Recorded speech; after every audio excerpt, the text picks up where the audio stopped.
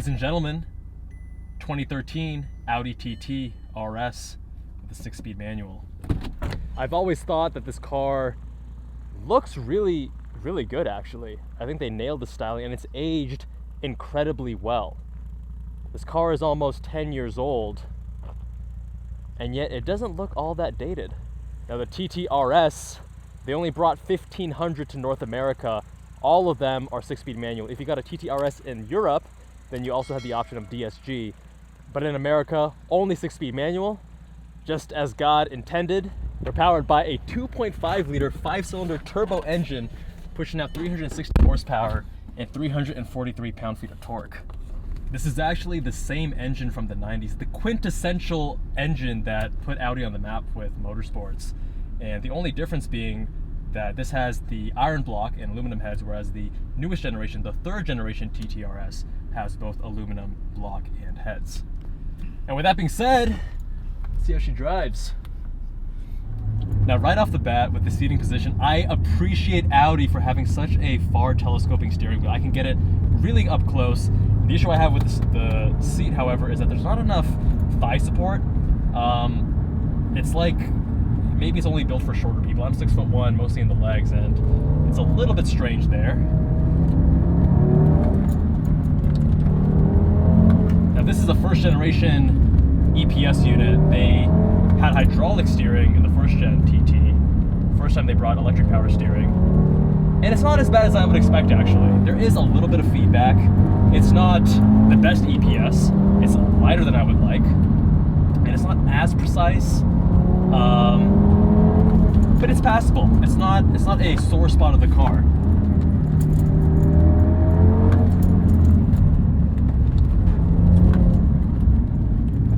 Getting a bit of turbo lag. Anything below 3,000 is... Oh, there we go.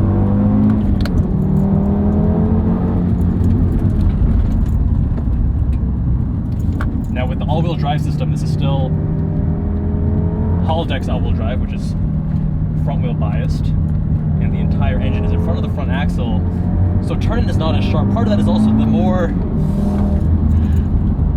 soft cushion suspension plus the weight in the front makes for not the sharpest turning.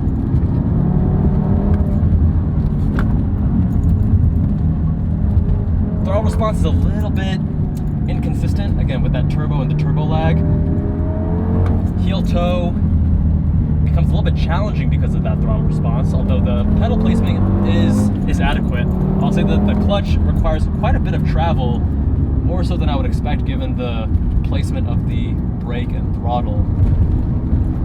Yeah, the steering does have a little bit of feedback actually. Better than I expected.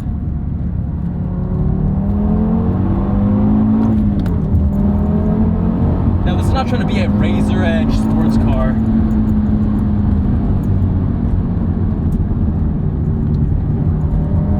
And when you keep that in mind, this car's actually not so bad. You're going for a more comfortable, sporty GT rather than track weapon.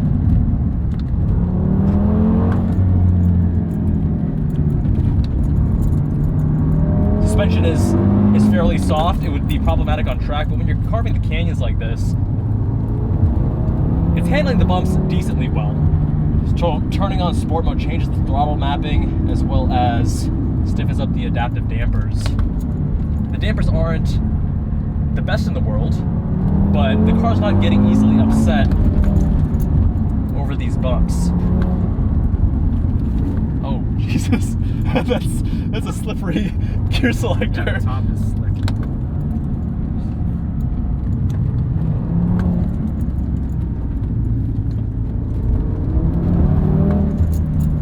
Yeah, you can really feel the front-wheel drive bias. You're not getting any rotation on throttle with this.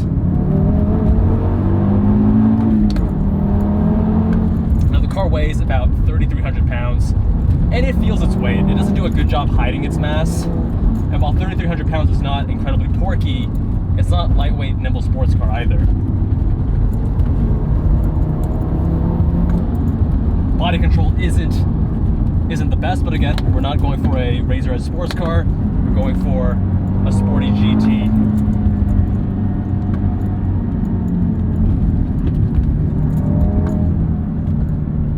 And this engine does feel characteristically turbo, not just because of the lag, but it doesn't build as much as a naturally aspirated towards redline.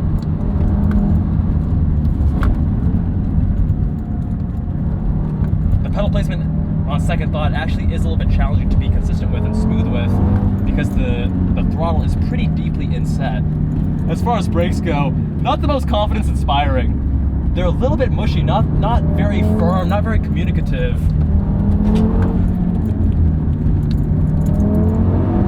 Man, this thing just wants to push.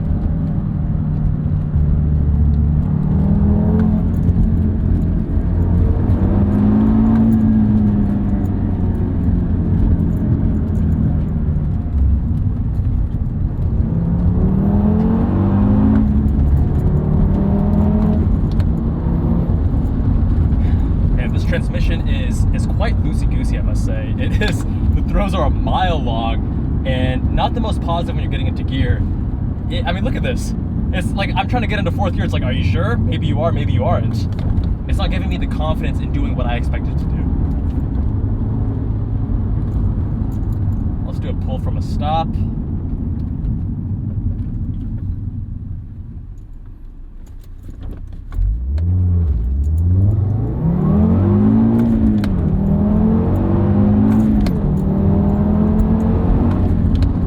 Rip your face off with acceleration. It feels like it could use a little bit more power based on the style of vehicle that this is. Again, I feel like lightweight, razor edge, naturally aspirated cars can get away with less power because they're light and nimble, and that's what they're going for. In a car like this, if you're trying to be a little bit slower, softer, you expect to have a little bit more power in terms of that suite of characteristics. Now this car is bone stock apart from upgraded engine mounts because the OEM ones wore through. And you can definitely notice increased NVH. Even at idle, you'll hear because the 5-cylinder isn't the smoothest, although it does sound fantastic. It's like a baby V10 is what they say. So let me take it out of sport mode now, soften things up a little bit. So not the softest, comfiest cruiser, if you will. And perhaps with the OEM engine mounts, it would be a little bit more characteristic, because again, this car is not going for razor edge.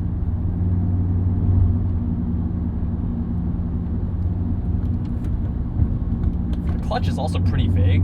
The clutch pedal, I can't quite feel the engagement as clearly as in other cars. And this is a car that, when you're pushing it, it doesn't really reward you.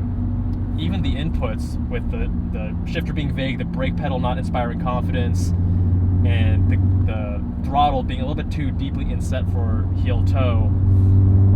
It's a car that probably is most enjoyable around 6 or 7 tenths, and pushing anything beyond that, it starts to fall apart. Part of that too is with the engine so far in the front, you're just gonna understeer everywhere. So on one hand, it's not the razor edge lightweight sports car that you want to take on the track or go really aggressive canyon carving. And on the other hand, it's not really a comfy GT cruiser. The suspension is a little bit too stiff. The NVH is not ideal. So this falls somewhere in the middle, and it doesn't really excel at anything. So then the question becomes, who is this car for? Who is in the market for a car that's kind of between these two extremes and doesn't really excel at anything?